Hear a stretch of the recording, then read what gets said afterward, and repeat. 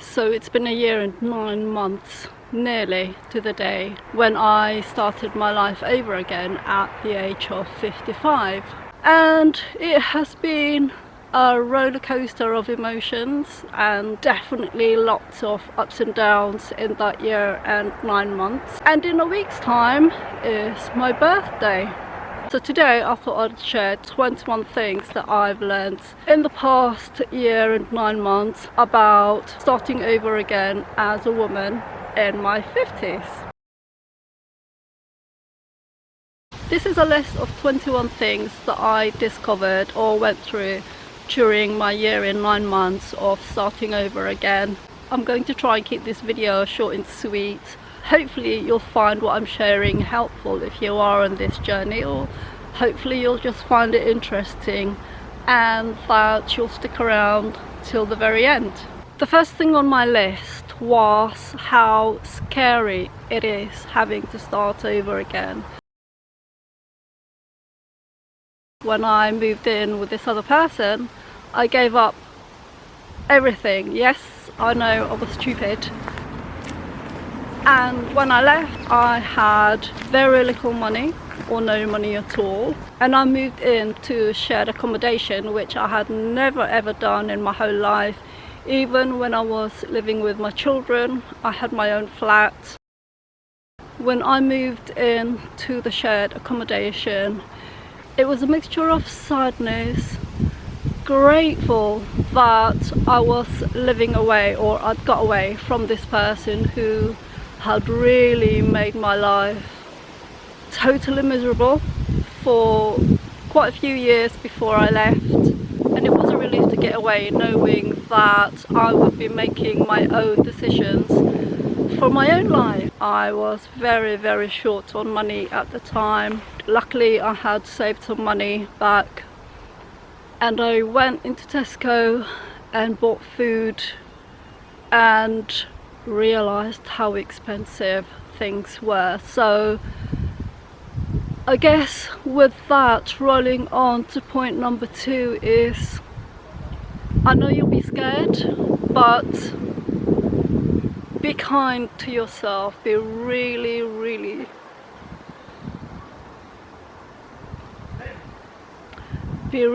kind to yourself. You are in unknown territory, and it would be so easy to rush and start wanting to do everything all at once. Although I've been here a year and 9 months, I'm still going through this transitional period. So it's really important that you are kind to yourself, that you look after your own needs. Don't be worried about what other people think. This is your journey, and you just need to go through it in your own time. And I think, now come to think of it, it's just like any trauma or changes that's happening in your life. You will be going through lots and lots of different emotions, from anger to resentment to sadness, and you just have to take your time and do that in your own time without thinking about the needs of other people.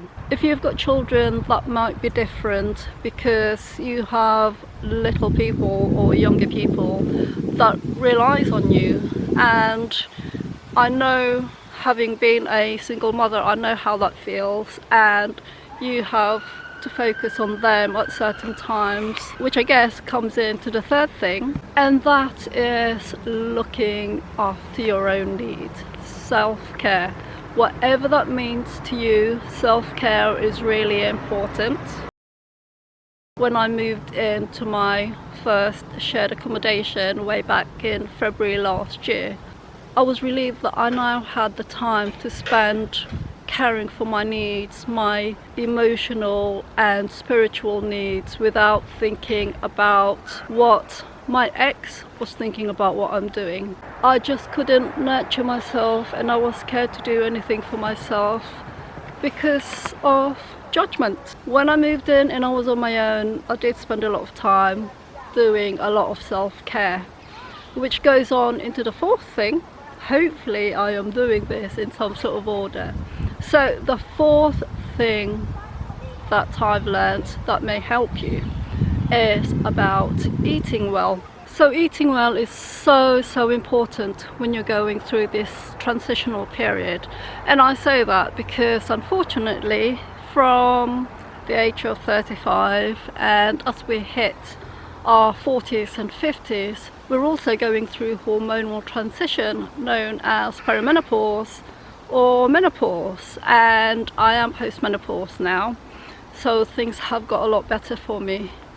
But if you look through some of my videos, I think I've got some of the foods that I shared over that time, and it was really important for me to know that regardless of what I was going through, I was eating well.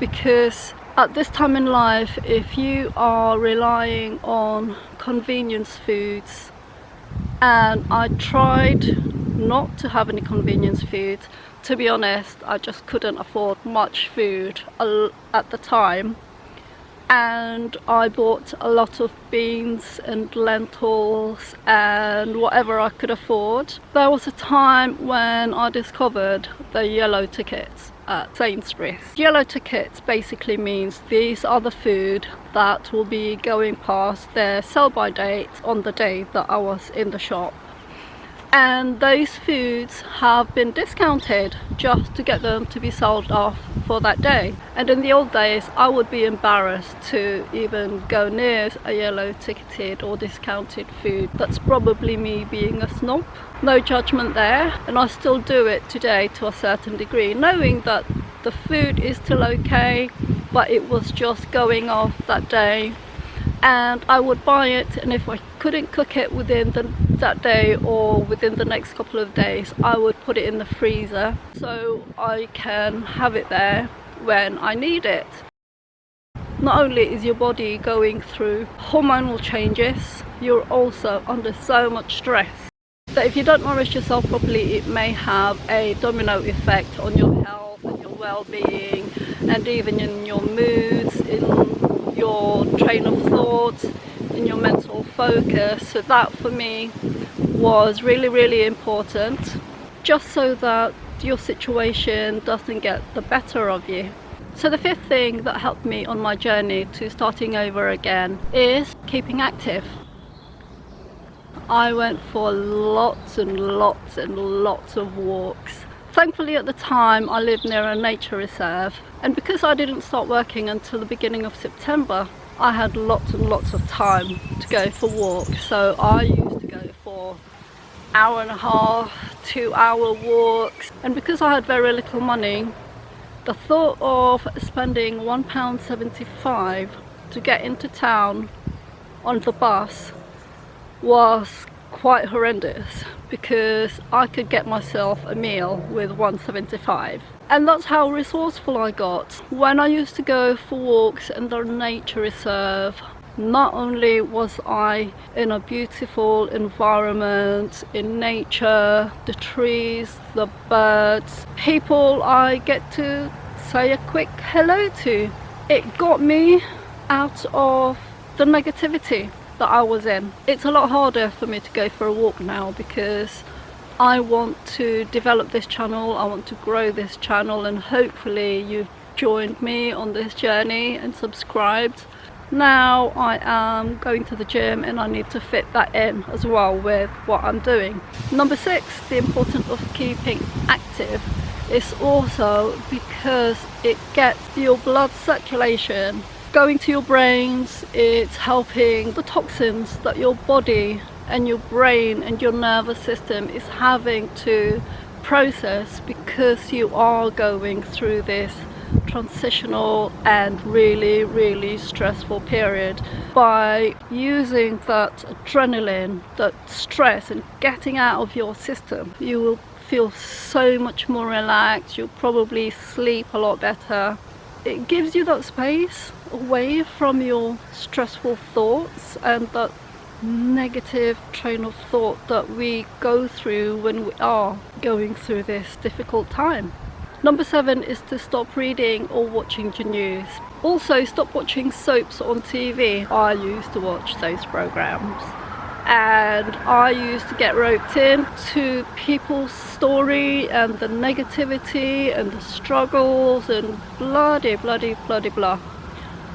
And it is so easy to get roped into other people's story. Now, what you don't realize when you're doing that is that you are just enforcing the negative energy within your body. And the more you watch all these negative things, the more negativity will be triggered in your body. And that definitely will not help you at all. I haven't watched news for probably over 10 years. Yes, I do watch it now and again when I get caught up with certain big stories, but I try to avoid it because you can literally feel as you watch or read or whatever social media feeds you in terms of negativity. It really drains your energy, and you may not notice it, but you'll feel a lot worse when you're watching these sort of programs.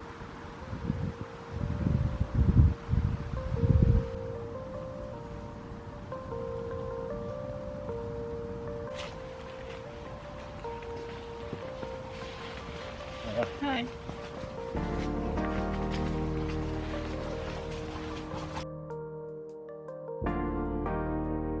Number 10 is being really careful of who you speak with at this time. And I know that you're under a lot of stress and there's so many things on your mind, and it's so easy to find people who will, so to say it, commiserate with you. Having been isolated because we were in the countryside and I left all my friends and family back in London, so I didn't have any friends there. And we never went out to make new friends, so I was really isolated in the countryside. So when I got out and I started my new life, and I did live with a friend and just people I met, it turns out that you have to be so careful about who you speak with, because they just love to hear gossip, and then those people will just spread it to where you don't want it to spread. And your friendships and people you know may turn out not to be what you wanted. In all honesty, you realize when you're in your hour of need who your friends are and who you can and cannot depend on. So be very careful about who you speak with in terms of what's gone on in your life, because you never know where your news might end up. Number 11 is do your research. Go and find out what sort of help you can have, because there are lots and lots of organizations out there who may be able to help you. When I went to sign on for Universal Credit, I had to swallow my pride. I didn't, and I still don't want to be on Universal Credit. Although I'm working, it's still part-time and I still need that extra bit of support, so I'm still on there, but I am managing to have my own finances. But there are a lot of support that you may have access to.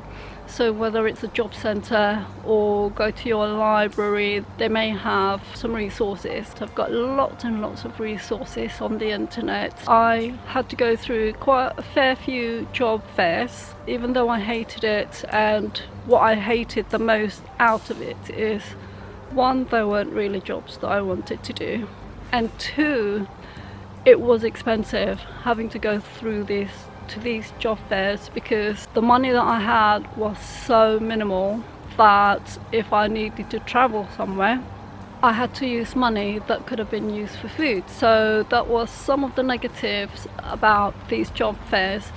But the biggest positive is, if I didn't go to the job fairs, I would never have found the job that I've got now, and that is the biggest positive.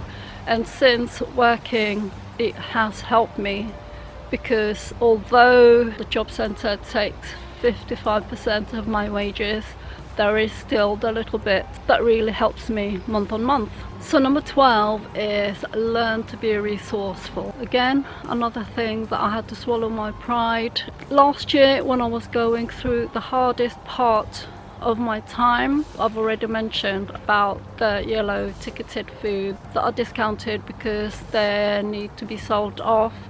I used to a point, look for those. I would look at cheaper versions of foods that I would ideally like to have but couldn't afford. Because I've got the Tesco Club card, I would look for things on discount. And I used to also go to Savers because at Savers things are a lot cheaper. So washing up liquid, rubber gloves, toilet paper, those are the things that I used to go and look for in the cheaper shops. And you can get some really good discounts. And TK Maxx really is another one that you can find cheap things in if you want them or when you need them. It is unfortunately a case of swallowing your pride until things get a lot better, but for the time being you have to do what you've got to do. Thank you for watching this far in the video. To stop making this video go on for too long, I will share how I cope with the emotional and spiritual aspects of starting over at over 50 in the next video. So I hope you come back to watch it, and I'll see you in the next video.